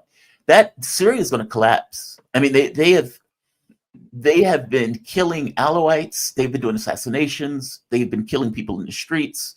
This kind of ethnic cleansing that has been taking place, even though they have Jelani as the being, you know, they get a guy from ISIS who they gave a shave, took his turban off, and they put him in a suit. They even tried to change his name. At this point. Yeah. I mean, but the fundamental problem is that you have all of these groups. All of these groups have guns. Many of these groups are just brutally fascistic under the context of their religious beliefs. And they're taking it out on the population in the way that you expected them to take it out on the population. And so now you have Christians, Shia, Sunni. You have all these people who have lived under a tolerant government for like 50 years, if not more. And now all of a sudden, okay, now you have one God. Could you imagine that? Like if somebody came to your state and out of the blue, just overnight, you have one God. And that God is Allah. And you guys got to worship him in the very specific way that you said worship him. In Syria used to have people on the beaches in bikinis, like two-piece bikinis, man, walking around with no shirts on. And now they have been put into the situation where they're under this kind of fascist religious rule. And they are calling it a democracy. It's astonishing, like the way that they're carrying around saying like this is a good thing. If anybody thinks this is a good thing, I can give you a list of videos and pictures to show that it's not. Well, let me add this. Don't you disgusting. think this? Okay, they're normally people are, when they put some ISIS madman in charge of a country, the people all cower in fear, right? Right. These people ain't cowering in fear. They're They're not. in the streets and they're angry. And Yeah. I suspect at some point that, let's just say I were Iran or maybe even Russia, I'd see all those people in the street and I'd say, hey guys, Here's a gun. if some resistance was to happen to arise against the Western backed government and you needed a gun, I'm just saying, if you looked over there, there's a pallet of bricks. We'd be Right. good at that, right? But I'm not saying I'm giving you a gun, but if you need a gun, here's a gun. there's a pallet of bricks, and behind that pallet of bricks, there might be a couple warehouse loads of guns. See what I'm saying? So now, if you're the Iranian, if you're whoever, if you're the resistance forces, it's a nice little setup for you. Yeah. Now you can really give them hell. Because Yeah. why? Because it is an actual resistance. Yep. The It's so weird. Alawites, the Druze, all of these people, they're going to literally say, they're going to cut our heads off. Yeah, they're going to cut your heads off. Yeah. And they have Here's a to. gun. Here's a machine gun. They're going to kill your kids. Yes, they are. There you go. Arm them. Now, guess what? Now you have a legitimate resistance. I think there's going to be a nasty resistance in there, and they're going to be attacking anything that looks like Turks or whatever the case. But first of all, the Turks are going to be fighting it out with the Kurds, who are Americans back. They got a mess on their hands, a disaster on their hands, and it ain't. They've been bragging for a little while and walking around with their chest out. Man, I think they're going to be real sorry. Erdogan believes that he can maintain this somehow. I mean, he's, because if you notice, he's come out saying we need to get rid of the sanctions, we need to give them relief, we need to build the airports, we need to build the roads. It's like, okay, so why is he saying this? Because he knows that if Syria remains in the exact same condition that it was forced on our side, meaning because the sanctions and everything else that we put on the side, and on top of that, stealing the oil and the wheat, basically damaging the country to prevent the country from ever being able to rebuild, because they couldn't necessarily take it over the first time that they were trying to overthrow it, terrorize it. And so he's like, we got to get rid of all this stuff. We need to fix the country. We got to fix it now. Because he's now trying to fix the country that he was instrumental in helping to break in the first place, because he wants to be able to effectively steal the country. Now, whether that works, I mean, the biggest problem is the fact that these guys are fascists. And you're putting fascists in a country, like, for whatever you thought of Assad, meaning whatever you think of Assad, he was tolerant with the various religious groups. And so you have a country that under no circumstances is used to being under this one God stuff. So, you have a fascist government with people who have no experience of being under a fascist government in this context. And so, yeah, those people, how many head chops is it going to take for the Alawites to get pissed off and, like you say, hey, where's the barrel of bricks? Or, how many for the Christians where they're burning Christmas trees and beating the hell out of Christians in the street? How many does it take for them to say, hey, where are the barrel of bricks? I agree with you. And the ironic part is a resistance under that model may actually end up with somewhat of a democratic government. Yes. Which is ironic. Wouldn't it be ironic that they created the dynamics for a true resistance? Let me add this. Here's another problem. So the U.S. is occupying the area where they grow the wheat, and occupying the area where the oil and gas, so we can, of course, steal it, as we always do, pilfer and loot the country. Well, guess what? The people are going to say, hey, we want roads and schools. There's only one way. See, as long as Assad was in, they could steal all of this stuff and just say, oh, Assad's terrible, right? Yeah. Well, now the people are going to say, hey, can we have our oil or wheat or some funds from that? And the U.S. is going to be like, nah, we're just going to keep occupying that area and steal it. To the victor goes the spoils. Because the issue, see what I mean? That's the problem. Go ahead. Well, the issue that the U.S. has are the Turks. If you notice, Erdogan has just said, we will bury you. He said, either you give up your guns or we will bury all of you. You will die in Syria. That's what he's come out to recently, right? So you effectively have the jihadists who've taken over, who have been killing the Turks and taking the territory of the Kurds. So they have been in wars constantly, even after all of this stuff where it currently stopped. They were still going after Kurdish groups and taking more and more territory. The Kurdish groups had begged Israel for help because they were like, hey, you're the strongest people here. Please give us help. Israel didn't necessarily want to do it because they don't want to piss off the Turks. And the U.S. is in a position where they sent Blinken over, who's the most ineffective, worthless sociopath that we ever had in Congress, or, even worse is Matt Miller. But he goes over there, says, hey, we have a deal, and the deal falls apart almost immediately with those jihadist groups effectively taking more and more territory from the Kurds. So from their point of view, we want a whole Syria. So you're going to get this situation where the Turks and the jihadists are going to be working against the Kurds to take over all of Syria, because as Erdogan knows, well, we need the wheat and we need the oil, because those things are the things that require Syria to function in the way that Syria functions. They're going to take it. So regardless of this kind of uprising that may take place, the jihadists and the Turks themselves may end this kind of this patch of land that the Americans and the Kurds have settled on. Also, Trump is an X factor, because Trump has said he's going to pull the troops out of Syria. Yeah. So who knows what he's going to do? Yeah. He wants out of Syria and Iraq. He does. Well, he definitely wants out of Syria. I mean, he has said it once before. If you remember, Trump was the one that pulled out and stole the oil. Where he's like, look, why are we there? I don't see the point of us being there. I'm pulling out. And he said, but I'm stealing the oil. I'm taking the oil. I'm stealing the oil. And so this time around, he may just pull them out entirely. How about this? One last thing, since one area of the world that we didn't cover, and I got to throw this one at you. Mm-hmm. So South Korea.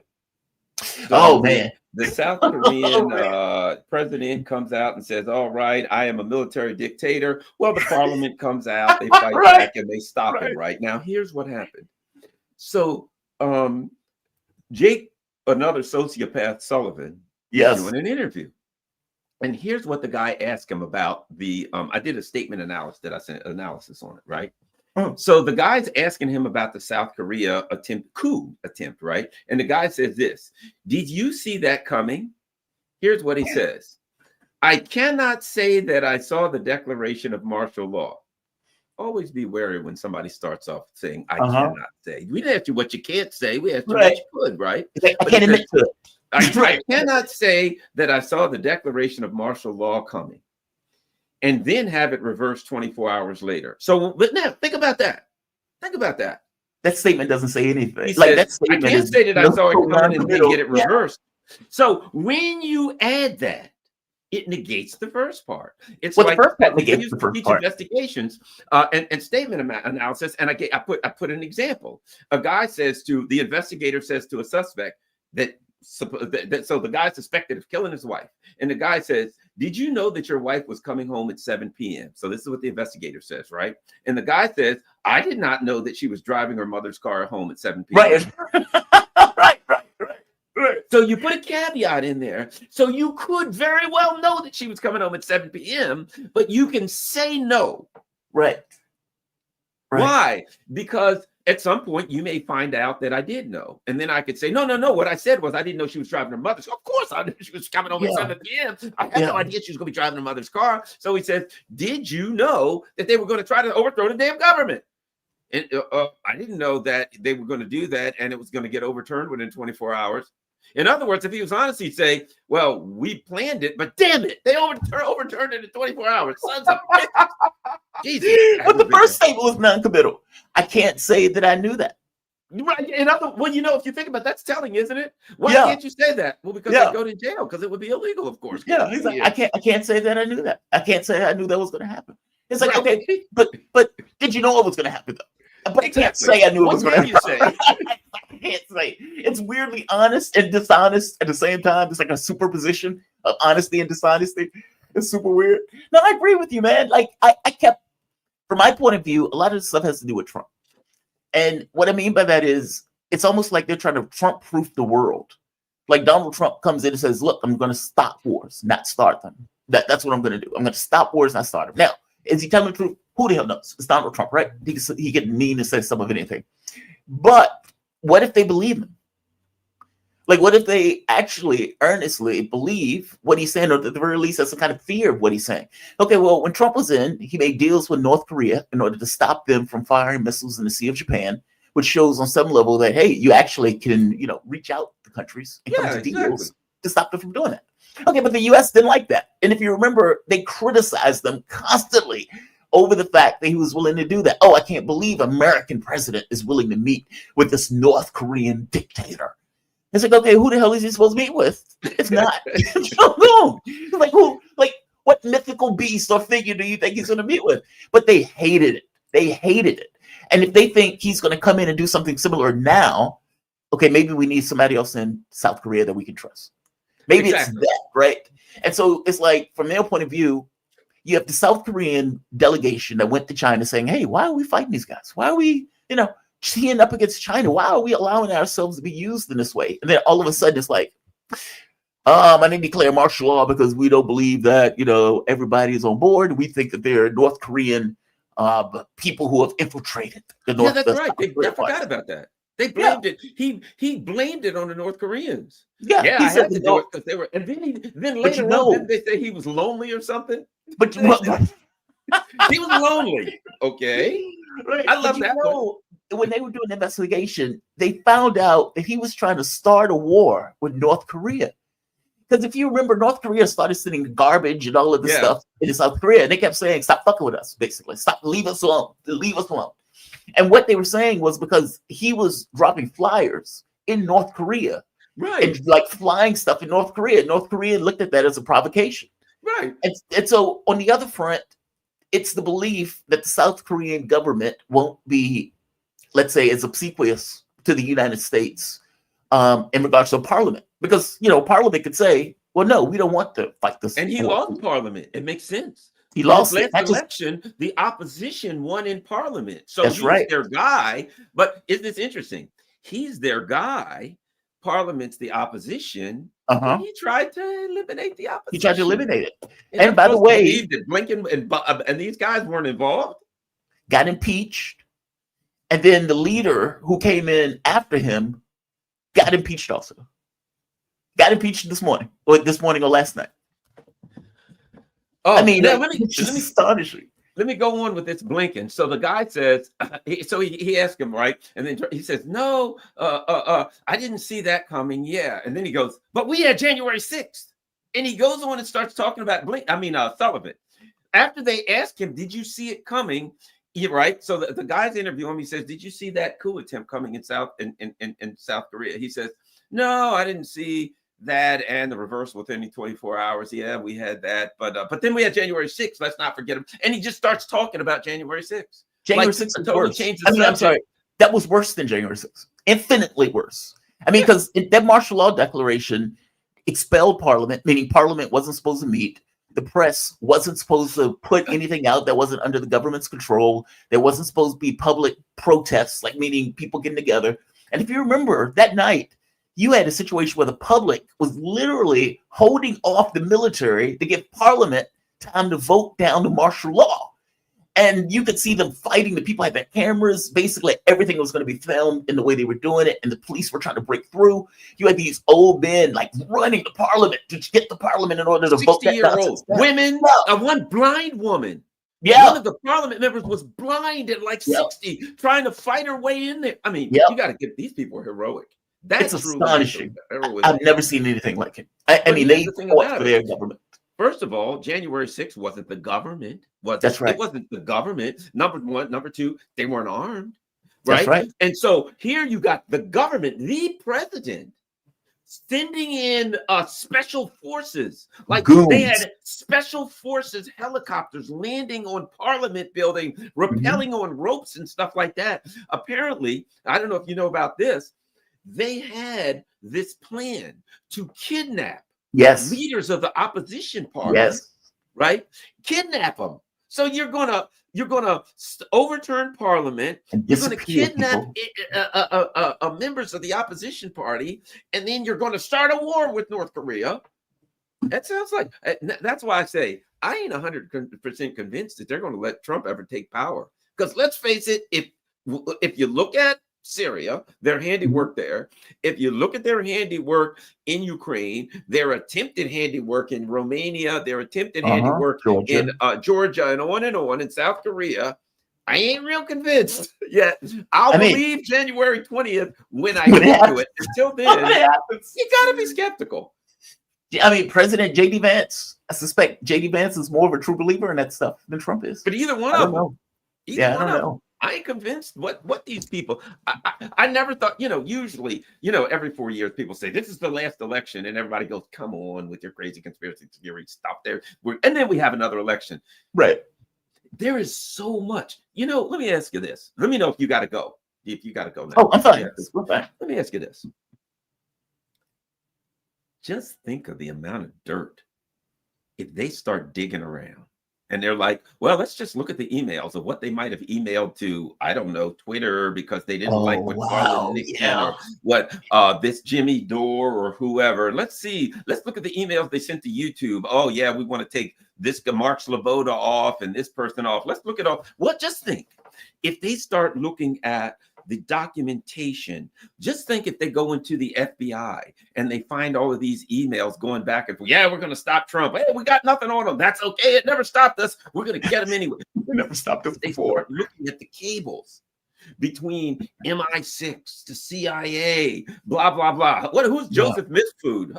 Joe, get out of here. We made that name up so we could get Trump. That's a guy that works in the mailroom. Come on. If they start looking at the Joseph Mifsud, the guy doesn't exist. There is no Joseph Mifsud. It's clearly obvious that he was just an operator. You know what I mean? Yeah. So, I mean, God forbid somebody starts sniffing around where all the Ukraine money went to. They can't. Can they really? They might. Ask Patel? Can they let this honestly, politically, they should. Like, just on the political front. Yes. Like, because if Trump goes in and says, you know what, we're going to focus on corruption. That's going to be one of our issues. Oh, man. And they start looking at how the money for Ukraine was spent. They start looking at, like you said, how the FBI operates, whether they were going after certain Americans, whether they were, oh, man. Especially the Ukraine thing. But look, they have given Hunter Biden an 11-year pass. Now, that doesn't stop them from looking into it. Exactly. But how about this? Impervious. What if they start looking into communications between Fannie, what's her name, and Fannie Willis? Some of them had been in meetings at the White House. What if they look into that and they find that they were having discussions about that stuff? How about how about what's his name, Blinken, and his connection to the 51 intelligence officers? See what I mean? Dude, how many hours would we be here if we went over all of the things that could put these people in jail? I think they definitely need to look into January 6th. And I think they definitely need to look into, because look, I don't have this belief that the feds, I don't have this belief that the feds set it up, but a lot of people do. And the fact that a lot of people do, and you get questions. Well, you ask them questions and they don't tell you. It's like, how many FBI agents were on the thing? Oh, they want to tell you that. It's like, what do you mean you don't want to tell that? Why is that, why is that top secret? Why is that something you're hiding from the American public? Did any intelligence officials go into the buildings? How about that? Right. Yeah. Like, those are questions that you should ask, especially since people are believing that you're egging them on. All of the video footage should be released. Well, stop. Exactly. I don't. The Democrats were using this kind of cherry pick thing. I mean, look, from my point of view, January 6th was just outlandish. I mean, these guys were out there fighting cops and putting cops in the emergency room. And so Republicans were coming out saying, oh, this was just a normal day at the park. Okay, get the F out of here. Get out of here. That's not a normal day at the park. You were literally fighting cops. I mean, they wouldn't be making this argument that Nancy Pelosi did this if it was a normal walk in the park. They're saying that Nancy Pelosi didn't call the cops or getting enough military in. So clearly, there was a massive amount of violence that was taking place. The secondary question, though, is, were the feds a part of it? Like, meaning, did they let people in? There was a video out where the guy comes in, the feds take him away, they give him a fist bump after they let him loose. And you look at that and say, okay, what the hell is that? Or the guy. They add this. They open the doors and I see video and they're letting people in. They got video of the cops saying, where's so-and-so's office? Oh, you go down there, make a left. You know what I mean? And I look at that and I'm like, come on. We got some questions that's got to be answered. If you're That's why they should have had an honest door, investigation. Okay, who opened the doors? Was it a police officer? Was it the person of Fed? Did we get something? Did somebody call down from the FBI? Hey, open the door over there on the western side. Yeah, go ahead and let the bill. You know what I mean? What do we know? And Meanwhile, I'll tell you something else I want to know. There were communications during on. What was Pelosi or different people saying? Who were they calling? What was the FBI saying? Who were they sending? Who was it? You know what I mean? Look, if you believe that it was a complete setup, or if you believe that it wasn't a setup, that it was the worst thing that ever happened, there's an easy way to settle this, isn't it? Have an honest Give investigation. us all of the information, Yeah. put it out there, and let the people look at it, and we can argue based on the information. Right. But as long as I'm like, well, how many feds were involved, and what was their job there, and why, what, you know what I mean, and what were the politicians? And I've heard that Pelosi was asked to send 10,000 troops, and she said no. I want to know the truth on that. Well, she didn't send it because her thinking was that it looked like Donald Trump was trying to overthrow the government. Which, but my point on some level, you know. But my point is, just give us all that information. Agreed. We can decide how we feel about it when we know whether or not you turn down troops, whether or not, you know, I don't want some FBI. Literally, I'm watching Congress and they're asking some FBI person, how many people did you have? We can't tell you that. Wrong answer. Garland. Yep. Wrong answer. Wrong answer. Give us all of the answers and then we'll make a decision. And well, if somebody come needs to find out, there were a lot time. of FBI agents there when they released the documentation on it. I mean, no, I agree with you, man. They screwed up. Like, they always run into this issue of what is in the country's best interest versus what is in their own personal interest. It's kind of like during the debates. It's like Trump that, I'm not doing a debate in the primary. It is in my personal best interest not to do a debate in the primary because I'm 40 points up. I can only go down. Exactly. Kamala Harris did something similar when she first got in the race. I have no reason to do interviews and stuff like that because I have my glow. I'm coasting right now. I don't need to get involved in that. And so they do that all the time. But this was the same thing for January 6th, where they effectively said, instead of saying people have questions and we're going to get those questions answered in an honest way, kind of like a church committee, they decided, well, we're going to use this as a platform to hit Trump in order to try to ding him up for the election.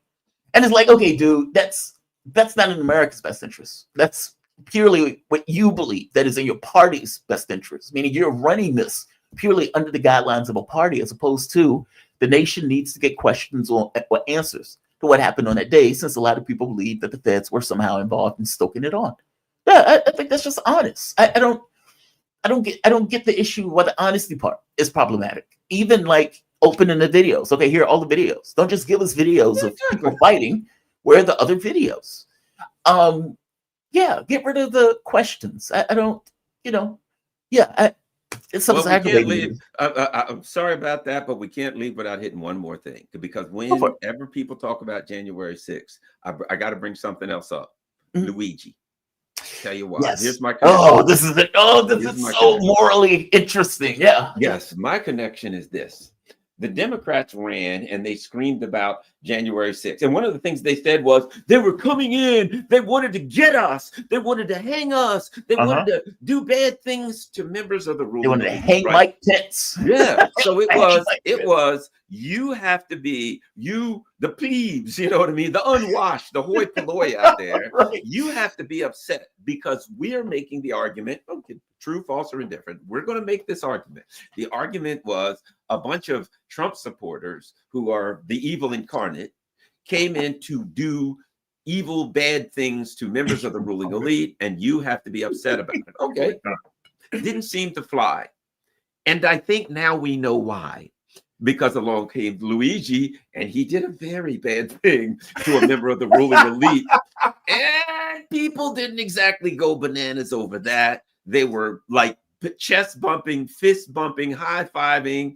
I was surprised at it. I didn't take a moral position because I understand. I didn't think. I put it like this: as soon as it happened, I'm like, everybody said the same thing. Yeah, that's some guy that probably got his, you know what I mean? He probably like his mother or daughter or somebody needed something and they did not. Everybody said somebody got screwed and he wanted some get backs, right? But what's interesting is that wasn't particularly the case with him, as it were. He's very rich, but yet and still, that was the foundation of where he was coming from. Right. And now we understand, now the ruling elite should understand, when you whine to us that somebody's trying to hurt you, the only thing that the masses will do is say, it's a shame they missed. That's all they're going to say. I mean, this is reality. I think they're looking over their shoulders, brother. Peeping Think around about- corners is the guy. What was it? The Ghetto Boys, where he said, "The guy, my mind keeps playing tricks on me," and he mind says, "I playing keep tricks peeping on me, around, yeah. peeping around corners, looking over my shoulders." Right. Every time my eyes close, I start sweating. Blood start coming from my nose. Yeah, exactly. What he That's said, what they're somebody doing. look at me, yo. He said, I don't know what it is, but I'm watching my back. I can see it when I'm deep in the covers. Yeah. Yeah. I mean, think like that is this the Luigi thing is fascinating to me. It's so like I keep thinking to myself, your society has gotten to the point where they feel so maligned, so taken advantage of, so screwed over that when somebody shoots an elite in the back, that the audience applauds. Like meaning like there's some cases where let's say somebody murdered somebody, right? And the person goes to court, the person is convicted, and the crowd cheers that the person was convicted. It's like, that's right, get that guy. He had no right doing justice. They want justice. From their point of view, this is justice. So think about how weird or how tortured your society is, where the result of it is in the same way that a murderer who like raped and killed a kid, where they cheer the fact that that guy gets executed. In this case, the CEO of a healthcare company gets murdered and the audience applauds. That is astonishing. And look, part of it is anybody that has to work with insurance company gets it at a visceral level. It's so aggravating. Like this idea that I want healthcare, but you're denying your entire job. The way you make your money is effectively to deny me of care, of getting that job. And then I got to pay you $1,000 a month on top of that. And then it's like my mom was in a situation where she was trying to get medication. She was trying to get a procedure.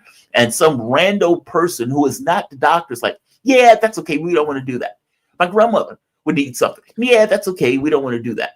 And after a while, you get angry over that stuff. When you got hundreds of thousands of people who effectively lost their lives as a direct result of them maximizing their profit at the expense of people's health, pain and injury. And that's how they make their profits. It's disgusting. And so anybody that has had to deal with that get this visceral reaction of F that guy.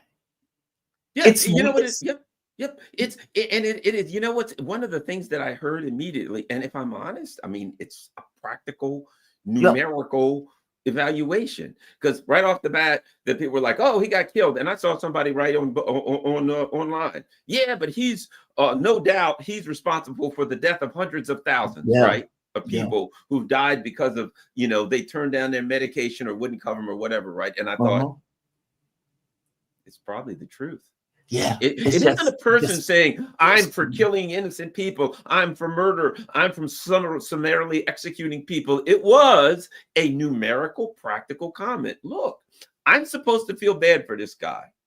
We all know that he is making tens of millions of dollars a year. And his job, his country, his company is the one that does it the most. His job is to make sure that you give me money and I don't cover you when you need it. That's what he does. You can die, to hell with you. And it's your parents, it's your nephew that has leukemia that's 12, it's your grandmother, it's me, it's you. I got a bad back, whatever the case may be, right? And people just looked at it and said, well, I mean, honestly, I don't feel sorry for him. They just looked at it like, well, I don't feel sorry for him. That's what you look at it. He kills people. And so, hey, man, it just feels crummy.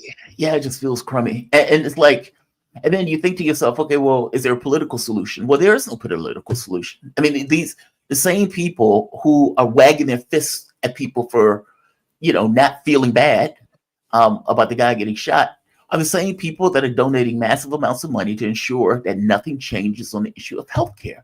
Like if you think of like the corporations, one of the reasons that Obama limited Obamacare apparently was that he didn't want to get into a fight with healthcare companies, like either insurance companies or drug companies, etc. He didn't want to have that fight.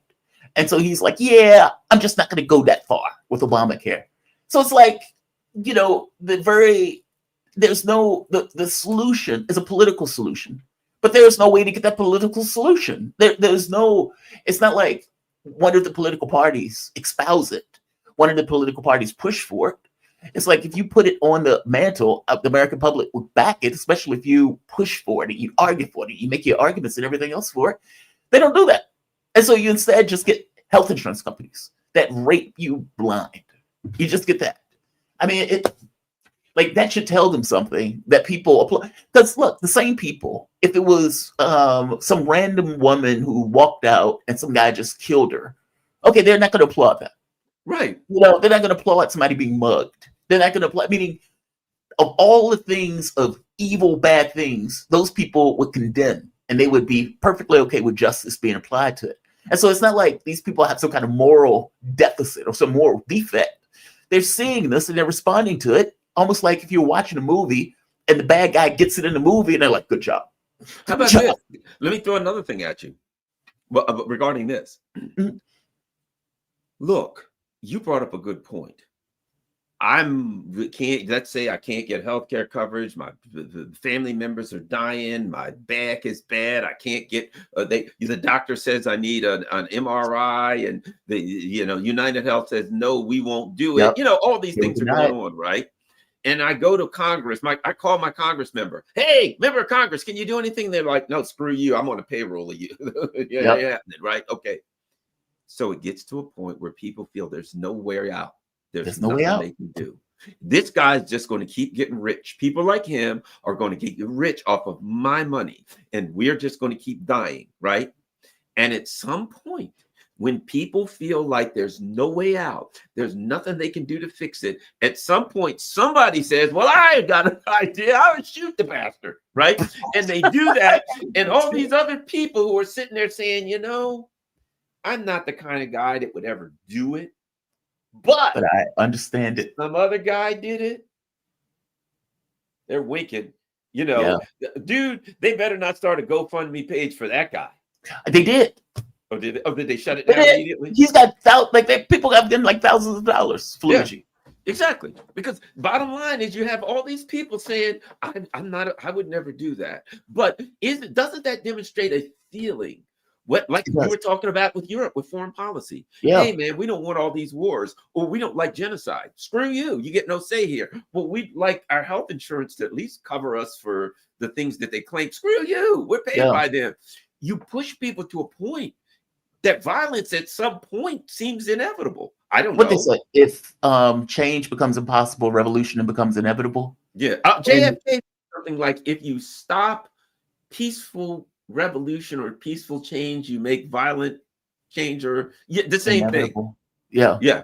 And it's true. And is it a revolution? I would argue, yeah. At least in the spirit of revolution and the way they're using the term. I mean, they're using the term in the sense of an overthrow, this kind of violent takeover of sorts. And this is a violent action. It may not necessarily revolutionize anything, but it's the spirit of that revolution of, I'm putting a bullet in somebody because I can't get the shit to change. Shouldn't be anything different. And then you went to McDonald's and hit on the hostess or something. It's like, dude, what are you doing? Like, he kills somebody, then goes to McDonald's and like pulls his mask down in order to sweet talk the woman, and then they get a picture of his face because he does it. It's God, man, it feels morally weird. So it feels so morally weird because my instinctual feeling is F that guy.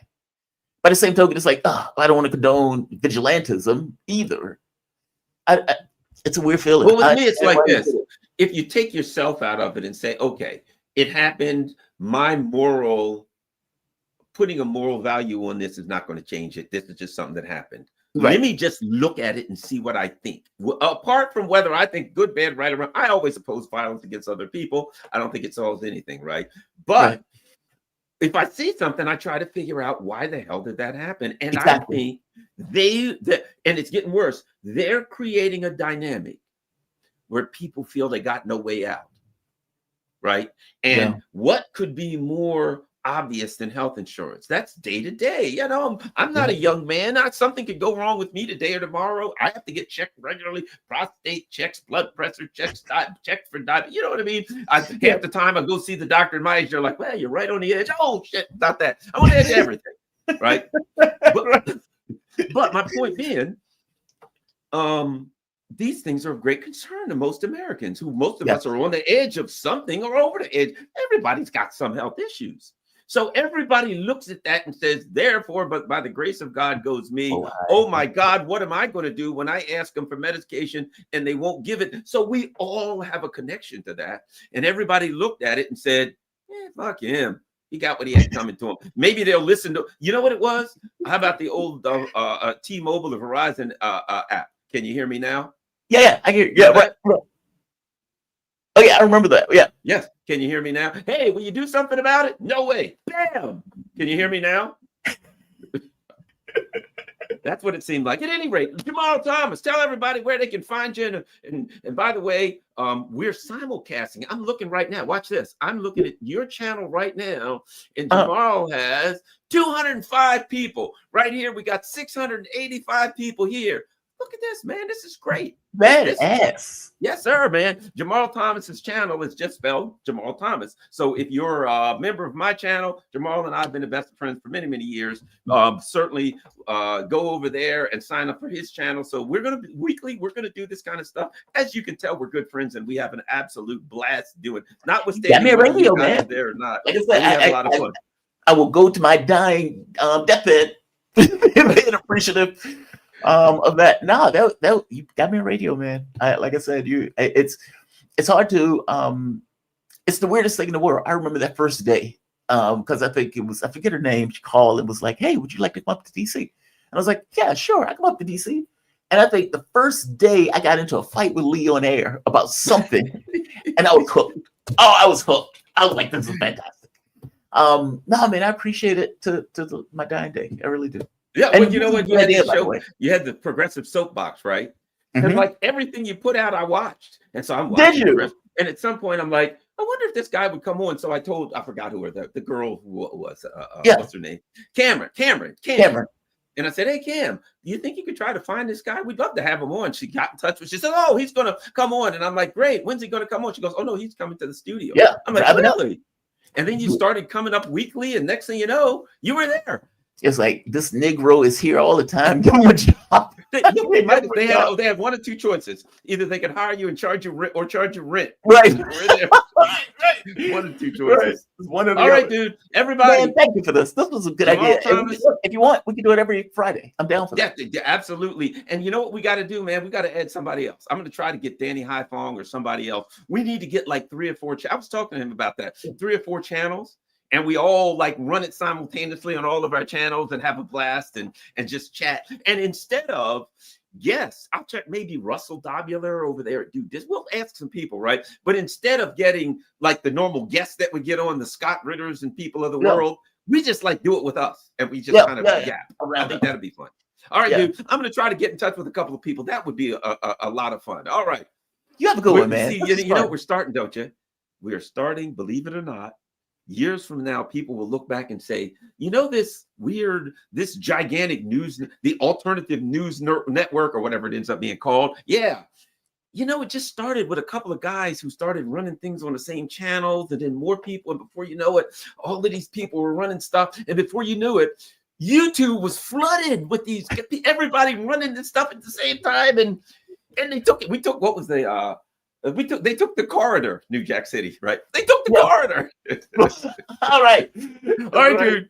All right. Thanks a lot, everybody. Talk to you soon. Man. Be safe. Enjoy yourself. Share this on all your social media platforms.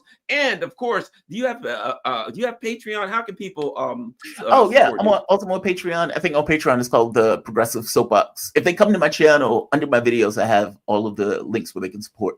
Definitely share, subscribe, hit the notification bell, all that stuff. And support these channels, support Jamarl, support myself, support your YouTube guys, because particularly Jamarl and I, this is all we do. This is what we do. Thanks a lot. Have a great day, everybody. Share this. We're out.